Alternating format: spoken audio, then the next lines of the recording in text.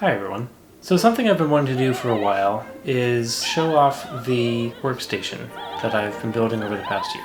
It's kind of been a labor of love. I'm at a point now where I'm happy enough with it that I just feel like showing it off for whoever's interested. So, to whom it may concern, here is what I use to edit with and all that jazz.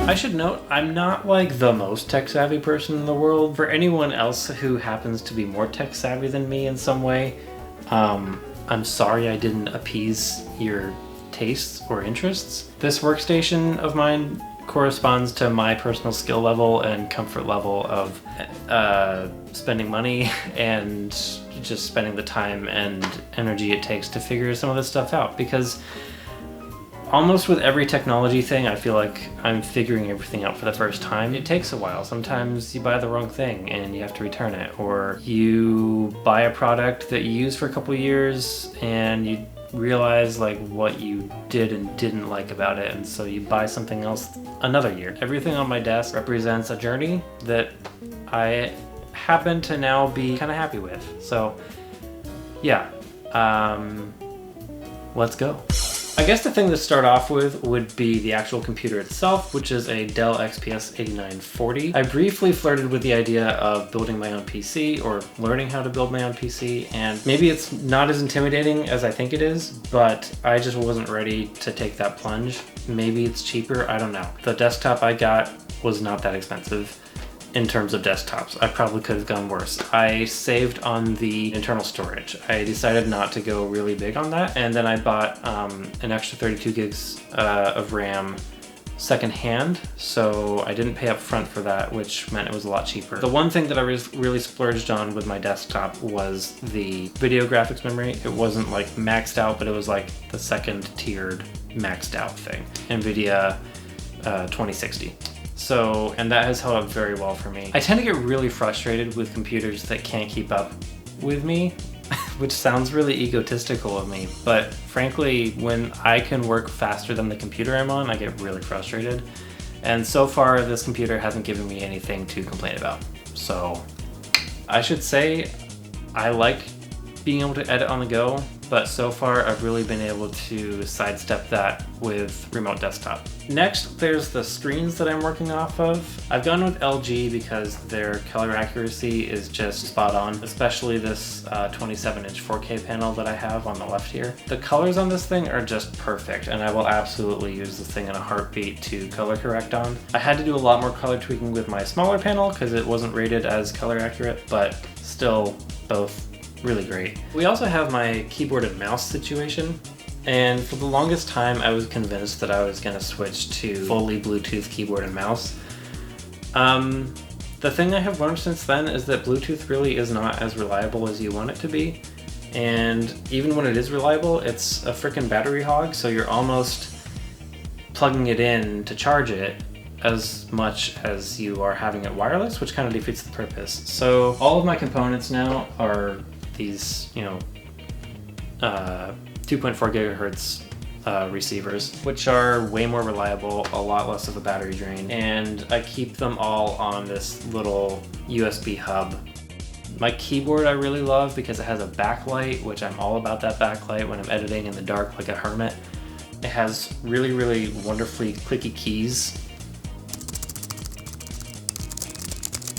It's a great style. I love the look of it. Oh, and it was $30. Did I mention that already? I don't know.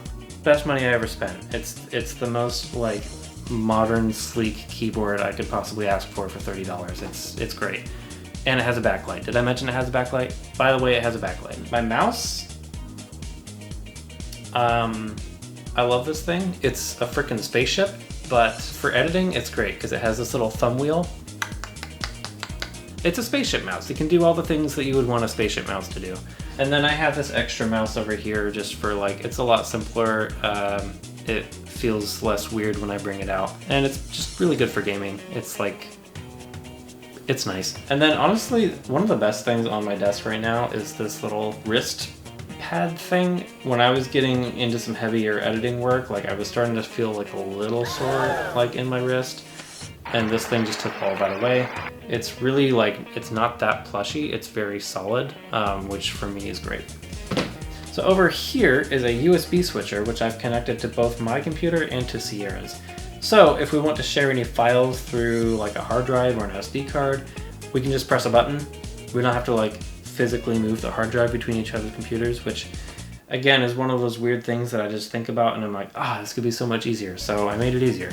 That kind of brings us to audio, which is the biggest deal to me for some reason. That has been sort of the biggest mountain for me to climb, especially because I'm really not like that comfortable with like audio equipment and stuff, but I knew that in everything that I was doing with editing and just the way I was using my computer, I needed some sort of hardware way to control the audio on my computer. And specifically because of the software that I use, Adobe Premiere, it's just not the best when it comes to switching between headphones and speakers.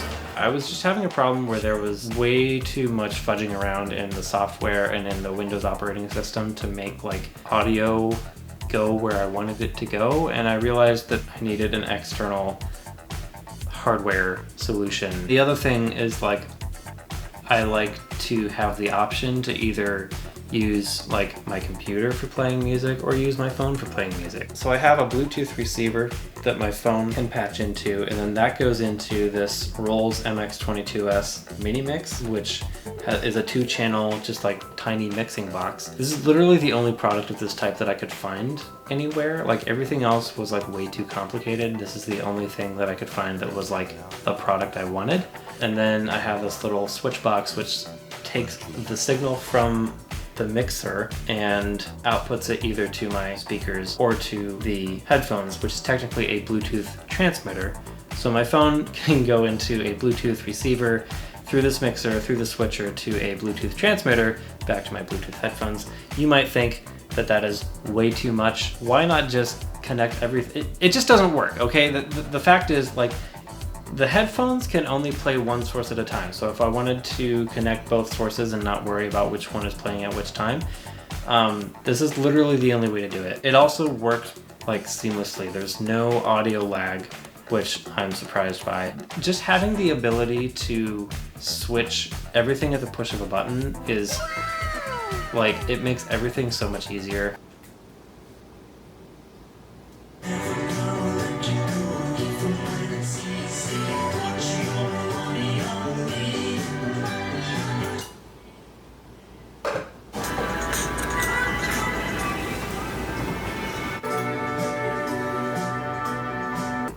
These headphones, pretty inexpensive, really great even sound profile, really adequate noise cancellation.